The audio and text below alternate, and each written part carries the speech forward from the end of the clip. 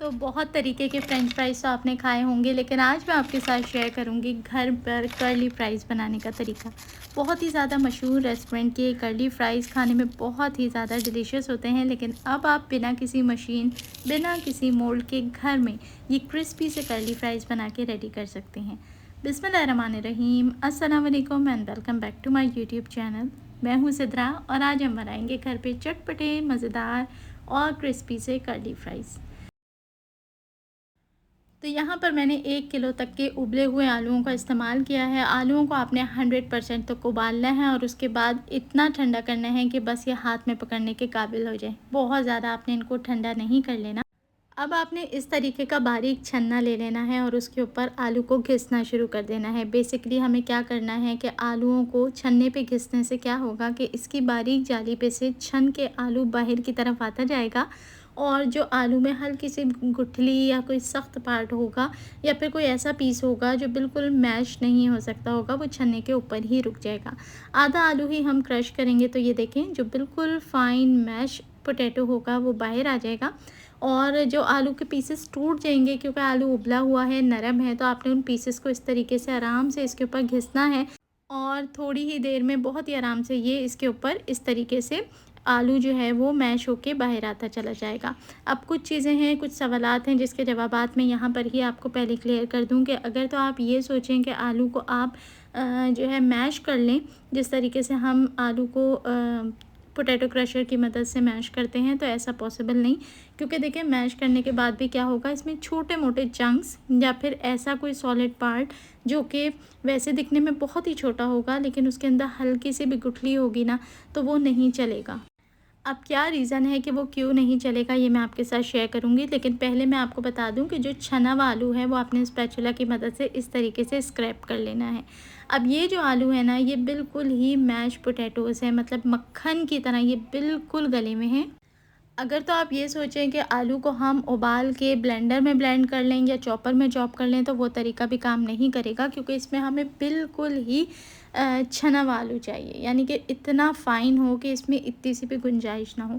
अब ऐसा क्यों है कि छोटी सी भी गुठली आ जाए, भले उबले हुए आलू की है, तो वो नहीं चलेगी, क्योंकि जब हम इसको फ्राई करेंगे ना, तो फिर क्या होगा कि वो आलू आपके पोटैटो चिप्स को फाड़ देगा, चिप्स फटते चले जाएंगे, प्रॉपर शेप ही नहीं ले पाएंगे।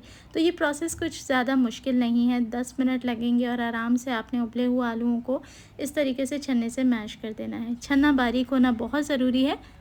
और इस तरीके से जब हमारे पास सारा उबला हुआ आलू आ जाए, तो अब आपने इसके अंदर शामिल करना है 3 टेबल स्पून के जितना कॉर्न स्टार्च। छान के शामिल करें, गर्मियों के दिन हैं तो आपने सभी चीज़ों को छान के इस्तेमाल करना है। सीजनिंग इसमें कुछ ऐड कर लेंगे, हाफ़ टेबल स्पून नमक, half table spoon garlic powder और हाफ़ टेबल स्पून से हल्का सा कम इसमें मैंने काली मिर्च का पाउडर ऐड किया है। अगर आप पेपरिका पाउडर, अनियन पाउडर या कोई और सीजनिंग अपनी पसंद की ऐड करना चाहते हैं तो वो ऐड कर लें, लेकिन इस स्टेज पे आपने कोई चंकी चीज़ इसके अंदर ऐड नहीं करनी। जैसे कि आपने इसमें ज़ीरा शामिल नहीं करना, आपने हरा धनिया चॉप करके ऐड नहीं करना, या आपने कोई ऐसी हर्ब इसके अंदर थाइम या पार्सले ऐड नहीं करनी जिसकी वजह से इसमें हल्का सा भी चंक आ जाए, क्योंकि जब आप इसको फ्राई करेंगे तो फिर जो है चंक्स की वजह से चिप्स फट जाएंगे। तो बेसिकली सिर्फ पाउडर वाली चीज़ें ऐड करें और अब आपने इसे अच्छे से मिक्स करना है। तो ये बहुत ही अच्छे तरीके से एक डो की शेप इख्तियार कर लेगा। इस स्टेज पे जब ये मिक्स करने के बाद थोड़ा सा ड्राई हो, तो आपने इसमें 1/8 कप, यानी सिर्फ 1/8 कप, अगर टीस्पून में देखा जाए तो 4 से 5 टेबल स्पून आपने इसके अंदर दूध शामिल करना है। उसके बाद आपने इसकी मिक्सिंग स्टार्ट कर देनी है और इसको एक डो की शेप बना देना है। ये बहुत ही आसानी के साथ बन के रेडी हो जाता है और बहुत ही ज़्यादा मज़ेदार और अच्छी क्वांटिटी में फ्राइज़ इससे बन के रेडी होते हैं।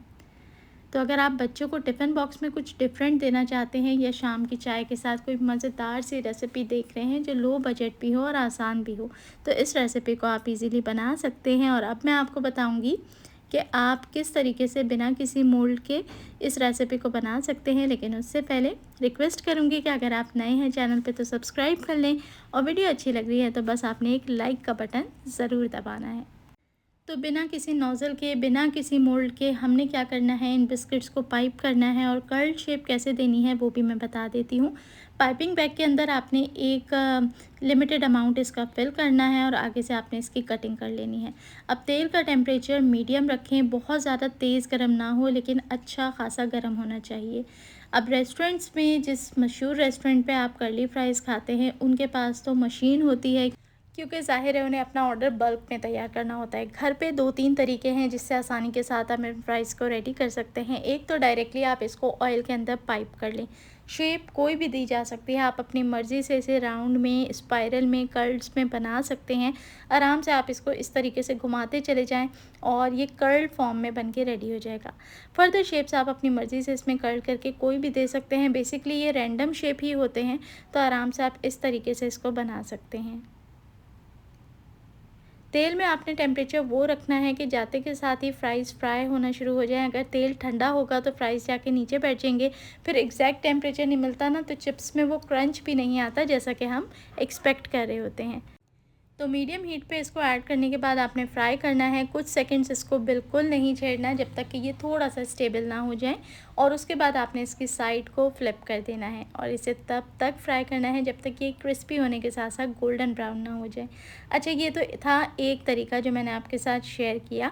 अगर आप इसको एक ही साथ बल्क में फ्राई करना चाहते हैं ना, मतलब कि इस तरीके से, तो हमने कुछ पहले टेस्ट करे हैं ऐड करके कि क्या ये स्टेबल रह रहे हैं, क्या ये जाके घुल तो नहीं रहे ऑयल में, फट तो नहीं रहे। तो देखिए माशाल्लाह से अल्हम्दुलिल्लाह हमने बिल्कुल परफेक्ट फ्राई कर लिए हैं।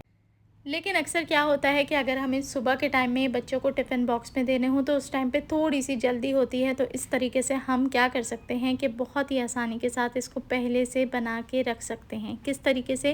पहले तो आप ये समझ लें कि अगर आप इसको डायरेक्टली ऑयल में नहीं फ्राई करना चाहते, आपको डर लगता है कि कहीं पाइपिंग बैग से ये प्रॉपर्ली निकलेंगे नहीं निकलेंगे, या टेम्परेचर हाई लग रहा है, तो आराम से आप अपने हाथ के ऊपर अपनी मर्ज़ी की शेप पहले बना लें इस तरीके से। और ये अल्हम्दुलिल्लाह इतने स्टेबल होते हैं कि उठा के आपने डायरेक्टली जो भी शेप बनाई है उसे आप ऑयल के अंदर ड्रॉप कर दें। तो पूरे के पूरे बैच को आप इसी तरीके से बना के रेडी कर सकते हैं। बल्कि अगर आप इसको पहले से बनाना चाहते हैं तो इसी तरीके से बटर पेपर के ऊपर आप अपनी मर्ज़ी की खूब सारी शेप्स बना लें और बना के इसको इस तरीके से रेडी करके फ्रिज में रख दें। सुबह सिर्फ आपने उठाना है, ऑयल के अंदर नॉर्मल रेगुलर फ्राइज़ की तरह फ्राई करना है और सर्व कर देना है। इसके अलावा अगर आप पाइपिंग बैग का इस्तेमाल भी नहीं करना चाहते तो थोड़ा सा डो लेके आप आराम से उसे हाथों में पहले लंबी सी एक स्ट्रिप बना लें और फिर अपनी मर्ज़ी से इसको राउंड या कोई भी शेप देके, स्पाइरल शेप देके फ्राई कर सकते हैं। तो 3 से 4 मैंने बिल्कुल वो मेथड्स आपके साथ शेयर कर दिए जो बिना किसी मोल्ड के, बिना मशीन के, आराम से अपनी मर्ज़ी की शेप्स के आप फ्राई कर सकते हैं। और अगर आप इसको पहले से किसी पार्टी के लिए बनाना चाहते हैं या बच्चों को टिफ़िन में देना चाहते हैं तो ये सारी मेहनत आप पहले से करके बटर पेपर के ऊपर रख सकते हैं। सुबह सिर्फ आपने उठा के इसको फ्राई करना है और आपका बहुत ही यम्मी और मज़ेदार सा स्नैक बन के रेडी होगी। क्रिस्पी देखें कितना है, तो ज़रूर ट्राई करें इस रेसिपी को। और आपको रेसिपी कैसी लगी प्यारा से कमेंट करके लाजमी बताएं। अच्छी लगी हो तो लाइक और शेयर ज़रूर करें। देखने वाले सभी लोगों का बेहद शुक्रिया।